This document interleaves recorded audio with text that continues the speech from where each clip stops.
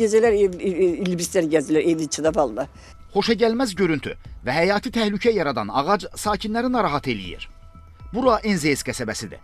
Süleyman Əhmədov küçəsinin sakinləri deyirlər ki, çürümüş, iri gövdəli ağac hər an təhlükə saçmaqla yanaşı, həm də həşəratların yuvasına çevrilib. Bu ağac belədir vəziyyəti. Yəni külək ola bilər, yağış ola bilər, hər hansısa bir fəsad ola bilər. Uşaqların sayı çoxdur bu məhəllədə. Ondan sonra bir xəsarət olandan sonra kiməsə cavab vermək çox çətin bir məsələdir.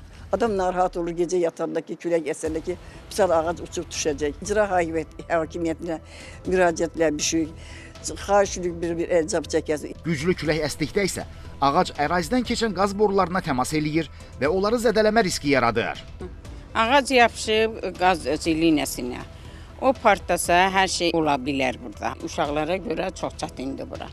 Vəziyyətlə bağlı Ekologiya və Təbii Sərvətlər Nazirliyindən Xəzər xəbərə bildirildi ki, yaşıllıqların götürülməsi qaydasına əsasən qurumuş, qəzalı, xəstəlikləri yoluxmuş ağacların götürülməsi üçün vətəndaş torpaq mülkiyyətçisinə, yəni müvafiq olaraq mərkəzi, yerli icra hakimiyyət orqanlarına və ya bələdiyyələrə, onlar da öz növbəsində rəy alınması üçün Dövlət Ekoloji Ekspertiz Agentliyinə müraciət etməlidirlər. Ekspertlər tərəfindən sözgedən yaşıllıqlara baxış keçirilir, ağacların quruma səbəbini müəyyən etmək məqsədi ilə torpaqdan nümunələr götürülərək analizlər aparılır və nəticələrə əsasən qanuna müvafiq tədbirlər görülür. Ağacların götürülməsinə müsbət rəy verildikdə torpaq mülkiyyətçisi tərəfindən proses həyata keçirilir.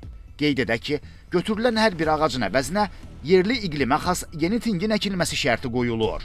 Yusif Kərimli, Vüsal Hüseynov, Xəzər xəbər.